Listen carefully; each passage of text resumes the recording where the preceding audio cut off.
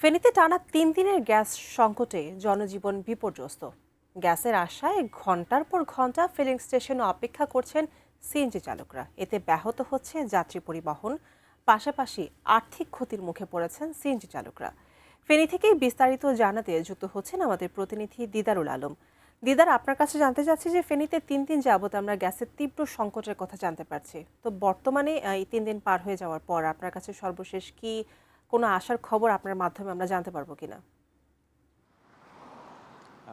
রুমিতা, আসলে ফেনীর যে গত ৩ দিন ধরে গ্যাস সরবরাহের যে বিষয়টি, এটি আসলে রাতের অংশে অল্প পরিমাণ গ্যাস সরবরাহ থাকে, যে কারণে এখানকার যারা আবাসিকের গ্রাহক রয়েছেন, পাশাপাশি বাণিজ্যিক যে সকল গ্রাহকগুলো, তারা আসলে বেশ বিপাকে পড়েছেন। আমরা বাখরাবাদ কর্তৃপক্ষের সাথে আমরা কথা বলেছি, তারা আমাদেরকে যেমনটি জানিয়েছেন যে আসলে এই এখন পর্যন্ত আসলে সংকটের যে নিরসন, সেই নিরসনের কোনো আভাস কিন্তু তারাও আমাদেরকে দিতে পারছেন না।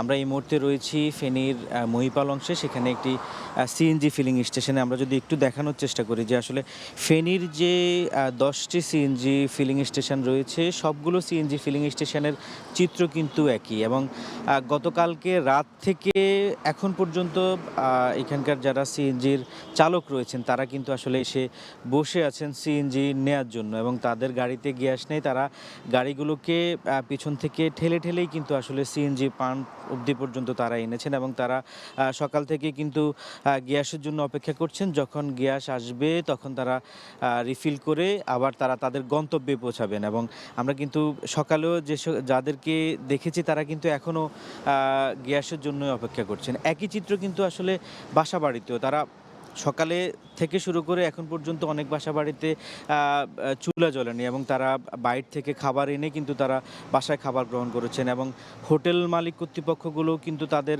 যাদের বাণিজ্যিক গ্যাসের লাইন ছিল, গ্যাস না থাকার কারণে সিলিন্ডার ব্যবহার করতে হচ্ছে, পাশাপাশি তারা লার্কি চুলাও ব্যবহার করছেন। এক কথা হচ্ছে যে এক প্রকার ফেনী জেলাতে এক প্রকার বিপর্যয় নেমে এসেছে গ্যাসের জন্য, এবং সেই গ্যাসের যে চাহিদা, সে চাহিদার অনুপাতে ফেনীর যে চাহিদা, সে চাহিদার অনুপাতে 1/4 যে সরবরাহ হচ্ছে, সে সরবরাহ দিয়ে আসলে সিএনজি ফিলিং স্টেশন সহ প্রায় যে 32,000 যে গ্রাহক রয়েছে ফেনীর, সেই গ্রাহকদের চাহিদা মেটানো আসলে কোনোভাবেই সম্ভব হচ্ছে না। যে কারণে বাসাবাদ কর্তৃপক্ষ বলছে যে যখন গ্যাসের সরবরাহ স্বাভাবিক হবে, তখন আস্তে আস্তে এই গ্যাসের যে সমস্যা রয়েছে, সেই সমস্যার সমাধান হবে বলে তারা আমাদেরকে জানিয়েছে। এবং এর পাশাপাশি আসলে গত বেশ কিছুদিন ধরে কিন্তু গত 2-3 দিন ধরে আবার কিন্তু বিদ্যুতের বড় ধরনের বিপর্যয় দেখা যাচ্ছে, এবং প্রতি ঘন্টায় ঘন্টায় কিন্তু আসলে বিদ্যুৎ যাচ্ছে, যেটি আমরা দেখছি। এবং এক প্রকার হচ্ছে ফেনীতে এই মুহূর্তে গ্যাস এবং বিদ্যুতের একটি বিপর্যয় দেখা দিয়েছে। জি রুবিতা।